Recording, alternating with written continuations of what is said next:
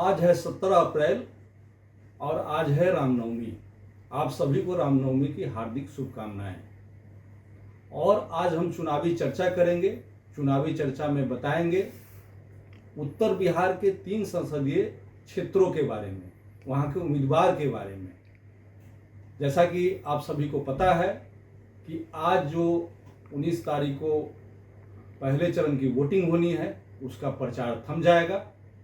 पहले चरण की वोटिंग 19 तारीख को जो होगी, उसमें 4 संसदीय क्षेत्रों में वोटिंग होनी है। वह है औरंगाबाद, गया, नवादा और जमुई। तो पहले चरण की वोटिंग 19 तारीख को होगी। हालांकि जिस संसदीय क्षेत्र के बारे में आज हम बात करेंगे, इस संसदीय क्षेत्र की वोटिंग अगले फेज में होनी है। मतलब वो वोटिंग जो है, कुछ वोटिंग चौथे चरण में और कुछ वोटिंग जो है छठे चरण में होगी। इन सभी को लेके आज बात करेंगे। चुनावी चर्चा में मेरे साथ प्रभात खबर के कई बड़े साथी जुड़े हुए हैं। सबसे पहले मैं उनका परिचय करा देता हूं। मेरे ठीक दाहिनी ओर प्रेमांशु शेखर जी हैं। ये मुजफ्फरपुर के ब्यूरो प्रमुख हैं और राजनीतिक समझ भी रखते हैं। मेरे ठीक बगल में दाईं तरफ बड़े साथी अनुज शर्मा जी हैं और फिर ठीक बाईं तरफ अंकित हैं। अंकित युवा हैं, शिक्षा संवाददाता हैं, लेकिन राजनीतिक समझ भी रखते हैं और राजनीति में काफ़ी रुचि है। मित्रों, मेरा नाम है पवन प्रत्यय और आपने देखना शुरू कर दिया है प्रभात खबर। तो आज चुनावी चर्चा में हम जिन संसदीय क्षेत्रों की बात करेंगे, उन संसदीय क्षेत्रों का नाम है वैशाली, शिवहर और समस्तीपुर। अब आप सोच रहे होंगे कि ये 3 संसदीय क्षेत्रों के बारे में ही हम क्यों बात कर रहे हैं आज। इन 3 संसदीय क्षेत्रों में कुछ खास है। खास यह है कि इन 3 संसदीय क्षेत्रों में महिला उम्मीदवार हैं। नॉर्थ बिहार की बात करें तो जो 12 संसदीय क्षेत्र है इस इलाके में, उसमें 4 महिला उम्मीदवार हैं। तो आज महिला उम्मीदवारों पे फोकस हम चुनावी चर्चा को रखेंगे जारी। समस्तीपुर संसदीय क्षेत्र की बात करें तो वहाँ से हाई प्रोफाइल महिला उम्मीदवार हैं। हाई प्रोफाइल इसलिए कहना होगा कि वहाँ से जो उम्मीदवार हैं, उनके पिता राज्य सरकार में मंत्री हैं और जदयू के कदावर नेता हैं अशोक चौधरी। अशोक चौधरी की बेटी वहाँ संभवी चौधरी चुनाव मैदान में है। तो इन 4 महिला उम्मीदवार और संसदीय क्षेत्र के डेमोग्राफी पे बात करेंगे हम। तो सबसे पहले जो 2 महिला उम्मीदवार आमने सामने हैं, और वो है संसदीय क्षेत्र शिवहर। शिवहर संसदीय क्षेत्र के बारे में ही बात कर लें कि कैसे जो है वहाँ 2 महिला उम्मीदवार जो आमने सामने हैं, उनका पारिवारिक और राजनीतिक पृष्ठभूमि क्या है और कैसे वो आमने सामने चुनाव को फाइट करेंगी। तो मैं शिवहर संसदीय क्षेत्र के बारे में जानने के लिए सीधे अनुज शर्मा जी से चलता हूं और बात करता हूं कि अनुज शर्मा जी बताएं कि शिवहर का जो संसदीय क्षेत्र है और वहां से 2 महिला उम्मीदवार हैं। एक तो आनंद मोहन जी की पत्नी लवली आनंद, जिनका अपना राजनीतिक पृष्ठभूमि रहा है।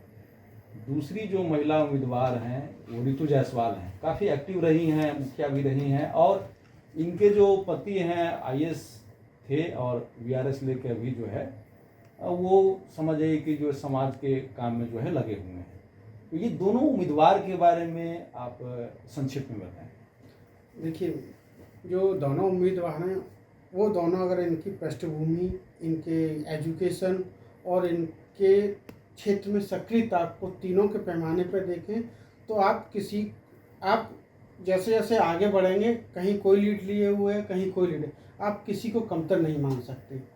आप अनुभव के आधार पर देखेंगे तो लवली आनंद थोड़ी सी बढ़त लिए हुए हैं, क्योंकि वो पूर्व सांसद रही हैं। 1994 में उन्होंने जो है वैशाली लोकसभा क्षेत्र में जो है, ये बाई इलेक्शन क्या था? हाँ, उपचुनाव था और इसमें जो है एक बड़े तत्कालीन जो सांसद थी उनको हराया था जी। इसके अलावा और भी जगहों से वो चुनाव लड़ती रही हैं।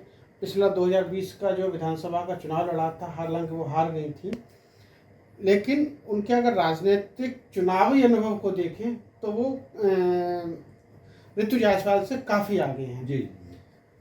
एजुकेशन की बात करें तो ग्रेजुएट हैं, ऋतु जायसवाल भी ग्रेजुएट हैं। और एक चीज़ है कि ऋतु जायसवाल अपनी इमेज पर आगे बढ़ रही हैं। वो एक हाई प्रोफाइल परिवार में रही, उनके पति आईए ब्यूरोक्रेट रहे, उसके बावजूद उन्होंने एक पंचायत को चुना, उसमें वो मुखिया रही और उन्होंने अपने काम से देश तक जो है, वो भले ही वो मुखिया थी लेकिन उनकी पहचान पूरे भारत एक फलक तक गई, अवार्ड वगैरह भी जो है कई सम्मानों से वो नवाजी जा चुकी हैं। और हाल ही में अगर उनकी सीधी सक्रियता, राजनीतिक सक्रियता की बात करें तो राजद में वो शामिल सदस्य बनी, प्रवक्ता बनी और आज वो महिला प्रकोष्ठ की अध्यक्ष हुई। चुनाव भी ये और विधानसभा का चुनाव लड़ी थी, वो परिहार विधानसभा क्षेत्र था और 1500 कुछ वोटों से जीती थी। हालांकि उस समय तमाम बातें कही थी उनकी हार जीत को, लेकिन 1500 विधानसभा का चुनाव 1500 वोटों से हारना उनकी एक शक्ति को ही प्रदर्शित करता है। इसके अलावा ये लवली आनंद ने उनका वोट बैंक भले ही, उनकी कास्ट का वोट बैंक भले ही कम हो, लेकिन शिवहर लोकसभा सीट में उनका परिवार का जो छवि है, मतलब शिवहर, एक कहा जाता है आम भाषा में, अतिशयोक्ति न माना जाए इसे, कि शिवहर और आनंद परिवार एक दूसरे का पूरक माना जाता है, उसका राजनीतिक में दखल है। देखिए, लेकिन इस बात में हम ये कहेंगे कि कैसे शिवहर में जो महागठबंधन के उम्मीदवार को लेकर काफ़ी जद्दोजहद चला, और आप ये जान लें कि बीजेपी जो है वहाँ से रमा देवी थी, रमा देवी का टिकट काटा गया। उसके बाद जो है, जो आप बोलते हैं कि जो वोट बैंक की बात होती है, और इसमें कहीं कोई लाग लपेट की बात नहीं है। जो चुनाव का आज का ट्रेंड है उसमें जो जातीय समीकरण है, उस आधार पर जो है वो कैंडिडेट को भी ये किया जाता है। तो वेस्ट वर्ग का जो इस तरह का ये है, तो कहीं ना कहीं जो सिलेक्शन वहाँ किया गया है उसको आधार माना गया है इस तरह से। इस पर और विस्तार से जानेंगे, लेकिन इससे पहले हम समस्तीपुर के बारे में जान लेते हैं। समस्तीपुर, चूँकि समस्तीपुर संसदीय क्षेत्र में अभी महागठबंधन के उम्मीदवार तय नहीं हुए हैं, और यह भी एक बड़ा रोचक है। बल्कि वहाँ भी नहीं हुए, मुजफ्फरपुर जो संसदीय क्षेत्र है वहाँ भी अभी तय नहीं किया गया है। समस्तीपुर में जो चर्चा है, जब तक वो टिकट फाइनल नहीं हो जाए और सिंबल जो जिसको कहेंगे कि वो जो पीले लिफाफे में कैंडिडेट के हाथ में न मिल जाए, तब तक कंफर्म बोल पाना जो है वो गलत होगा। लेकिन जो चर्चा है उस पर हम अगर कहें, उस पर जो अगर बात करें हम, तो वहाँ से भी जो चर्चा है, अभी तक जो चर्चा है, महेश्वर हजारी के पुत्र सन्नी हजारी का नाम जो है सामने आ रहा है, और कांग्रेस के वो टिकट पे जो चुनाव लड़ेंगे। तो निश्चित रूप से अगर ये उनको टिकट मिल गया तो यह भी सीट हाई प्रोफाइल हो जाएगी, क्योंकि ये सीट जो है दोनों तरफ से जो राज्य सरकार में मंत्री हैं और कदावर नेता हैं दोनों, तो उनके दोनों संतान जो है आपस में आमने सामने जो है चुनाव लड़ेंगे। समस्तीपुर संसदीय क्षेत्र में अभी चूंकि शांभवी चौधरी का ही नाम जो है डिक्लेयर है, और वो जो है रामविलास आर से जो है चुनाव लड़ रही है, रामबाला लोजपा आर से जो चुनाव लड़ रही है। तो हम जो है अंकित से जानेंगे कि अंकित वहाँ क्या है, शांभवी के बारे में, शांभवी की शैक्षणिक योग्यता के बारे में। शांभवी का संभवतः ये पहला ही जो है चुनाव का ये है, और हाल के दिनों में जो वो दौरा भी कर रही है। तो आप उनके बारे में, उनके पति के बारे में कुछ बताएं। जी बिल्कुल। शांभवी चौधरी जो इस बार पहली बार सबसे कम उम्र के सांसद प्रत्याशी के रूप में समस्तीपुर लोकसभा क्षेत्र सीट से जो है आई हैं। और इनका पॉलिटिकल बैकग्राउंड तो नहीं रहा है। इनके जो पिताजी हैं अशोक चौधरी, वे मंत्री हैं, और इनके दादाजी महावीर चौधरी वे 9 बार विधायक रहे हैं। तो कहीं ना कहीं एक पॉलिटिकल बैकग्राउंड जो है इनके परिवार का रहा है। स्वास्थ्य मंत्री भी रहे हैं, और पहली बार चूंकि ये सामने उतरी हैं। और इनके ससुर जो हैं आचार्य किशोर कुणाल, वे महावीर मंदिर न्यास के सचिव भी हैं। तो कहीं ना कहीं एक मतलब अच्छे परिवार से ये बिलोंग कर रही हैं, और इनके सामने अभी महागठबंधन के उम्मीदवार तय नहीं है। ऐसे में इन्होंने अपना जो प्रचार शुरू किया है। संभवी की बात करें तो संभवी की शिक्षा दीक्षा दिल्ली विश्वविद्यालय के श्री राम लेडी कॉलेज से इन्होंने स्नातक किया है और पीजी की पढ़ाई इन्होंने दिल्ली स्कूल ऑफ इकोनॉमिक्स से समाजशास्त्र से की है। वर्तमान में ये पीएचडी कर रही हैं। एक पढ़ी लिखी उम्मीदवार के रूप में ये एमआईटी से पीएचडी कर रही हैं। एक पढ़ी लिखी और शिक्षित उम्मीदवार के रूप में और सबसे कम उम्र के युवा प्रत्याशी के रूप में सामने हैं और इनके सामने अभी संभावित है कि सन्नी हजारी उम्मीदवार हो सकते हैं, लेकिन उनका नाम अभी तय नहीं हुआ है। और समस्तीपुर की आबादी की बात करें तो लगभग 50 लाख की आबादी है और मतलब जो वोटर्स हैं वो 15 से 20 लाख के आसपास हो सकते हैं यहाँ पे। तो ऐसे में एक जोरदार मुकाबला यहाँ देखने को मिल सकता है समस्तीपुर लोकसभा सीट से। चूंकि आप समस्तीपुर से ताल्लुकात रखते हैं अंकित जी, आपका गृह जिला है और गृह जिला अपनी माटी से सबको मोह रहता है, कहीं कोई लाग लपेट में नहीं और न कोई राजनीति को लेके हम बोलते हैं।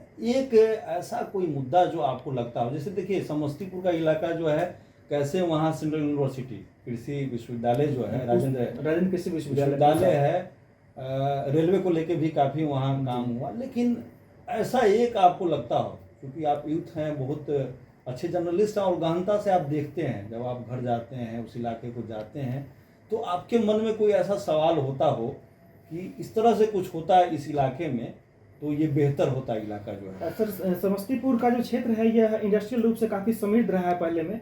जैसे एक पेपर मिल था, अशोक पेपर मिल, अभी सीमेंट फैक्ट्री का भी जो है वहाँ ये हुआ। और दूसरा यहाँ पे चीनी मिल एक मुक्तापुर में था, ये बंद हो गया। वर्तमान में हसनपुर इलाके का चीनी मिल चालू है, लेकिन मतलब इंडस्ट्रियल डेवलपमेंट में समस्तीपुर कहीं कहीं पीछे छूट रहा है।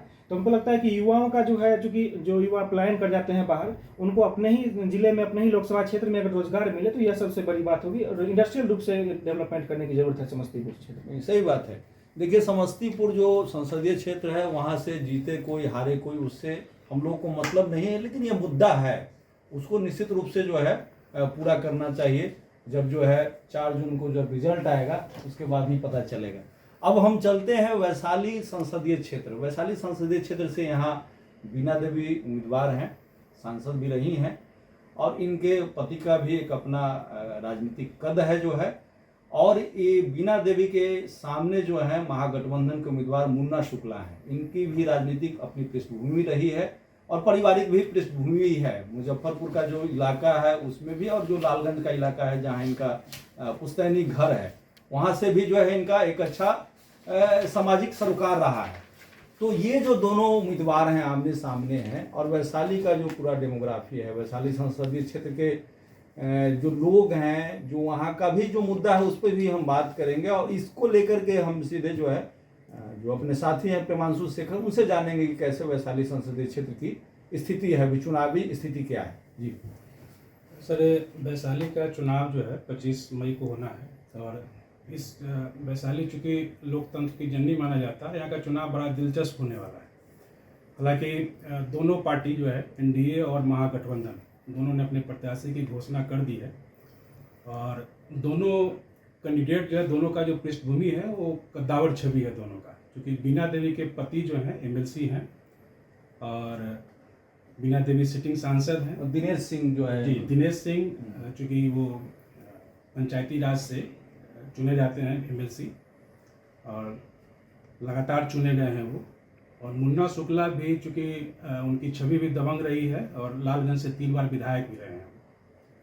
तो महागठबंधन ने बड़ा सोच समझ के उनको उम्मीदवार बनाया है और यहाँ का चुनाव जो है सो बहुत ही रोचक होने जा रहा है। फिलहाल जो भी वर्तमान जो स्थिति है, दोनों पार्टी अपना जोर शोर से प्रचार कर रही है, लेकिन अभी जो क्षेत्र का जो रुझान आ रहा है या जो बातें छन के आ रही हैं, उसमें कहीं ना कहीं जो है सो लोजपा आर को थोड़ी सी परेशानी झेलनी इसलिए पड़ रही है कि बहुत अंतिम समय में उनका टिकट तय हुआ। दूसरे लोग भी उम्मीदवार थे, लेकिन उस सब पर भारी पड़ी बीना देवी। और मुन्ना शुक्ला का प्रचार चल रहा है, उनके भाई, उनके पत्नी भी हैं। इधर से दिनेश सिंह भी हर एक जगह बैठक कर रहे हैं। मिला के जो आपकी बात से लग रहा है कि वहाँ टक्कर जो है, और कांटे की टक्कर होनी, कांटे की, ये सही बात है। और वैशाली की नज़र जो है, अगर पूरे लबोलुआब में कहें इस बात को लेके, तो वैशाली की नज़र पूरे राज्य स्तर पे रहेगी। ऐसा नहीं है, क्योंकि दोनों जो उम्मीदवार हैं पहले मुन्ना शुक्ला भी विधायक रह चुके हैं, जिनकी पत्नी भी जो है वो भी लालगंज से विधायक रह चुकी है, और पारिवारिक जस्ट इसी तरह जो है दिनेश सिंह का भी जो एक अपना ऑरा है, एक तरह से जो है उनकी जो राजनीतिक छवि है, या बीना देवी जो फिर से जो है टिकट की दावेदार बनी, और ये आप सही करें कि अंत समय में जो टिकट मिला, और एक उस तरह से कहा भी जाता है कि भाई चुनाव में, लेकिन बावजूद इसके जो है ये टक्कर उतना आसान नहीं था, बशर्ते टक्कर आसान होता जो महागठबंधन का उम्मीदवार कोई दूसरा होता, जो हम समझ पा रहे हैं, जो मेरी समझ है, और मेरी बात से शायद आप सहमत होंगे कि जो यहाँ के जो मुन्ना शुक्ला जो उम्मीदवार हैं, तो अगर इसके बदले में कोई XYZ कोई कैंडिडेट होते तो इस हिसाब से, लेकिन कुल मिला के जी आप कुछ मैं इसमें एक चीज़ कहूँगा, जो लोगों में चर्चा है और वो बहुत बारीकी से इस चीज़ को देख रहे हैं कि मुन्ना शुक्ला कभी आनंद मोहन के भी बहुत करीबी रहे, ये बड़ा रोचक करीबी रहे। अच्छा, ये मुन्ना शुक्ला के बारे में एक चीज हम लोग लाइक कर रहे हैं कि ये जदयू में पहले थे, अभी जाके जो है ठीक कर रहे है ना, और इस समय दोनों दोस्त राजनीतिक रूप से अलग अलग हैं। तो लोगों को यह है कि मुन्ना शुक्ला के साथ आनंद मोहन अपनी दोस्ती निभाएंगे या पार्टी के साथ निष्ठा निभाएंगे, ये एक सवाल है। ठीक बात, परिणाम जो भी हो, लेकिन लोग बड़ी बारीकी से इस पर नजर रख रहे हैं। मेरा इतना ही कहना था। कुल मिला के जो 3 संसदीय क्षेत्र है उसमें रोचक चुनाव होगा, ऐसा मानना है। आज की जो चुनावी चर्चा हम लोगों ने किया, मेरी कोशिश है कि आप तक जो है ग्राउंड रिपोर्ट बताएं, और चूंकि ग्राउंड रिपोर्ट इसलिए हम लोग बता सकते हैं, हम लोग क्षेत्र में रहते हैं, जर्नलिस्ट के तौर पे अपने जितने साथी हैं वहाँ जाते हैं, वहाँ से जो बातें छन के आती है, मेरी कोशिश रहेगी कि आगे भी आप तक इन बातों को साझा करें। नॉर्थ बिहार के और कई हाई प्रोफाइल सीट हैं, इसके बारे में आगे चुनावी चर्चा हम जारी रखेंगे। हाई प्रोफाइल सीट के बारे में एक आध सीट के बारे में बता देते हैं, जैसे उजियारपुर भी है, जहाँ से नित्यानंद राय वहाँ से चुनाव लड़ रहे हैं, तो उस सीट के बारे में भी विस्तार से आगे चुनावी चर्चा में हम आपको अपनी बात साझा करेंगे। तब तक के लिए शुक्रिया। प्रभातखबर.com, विश्वास वही, रफ्तार नहीं।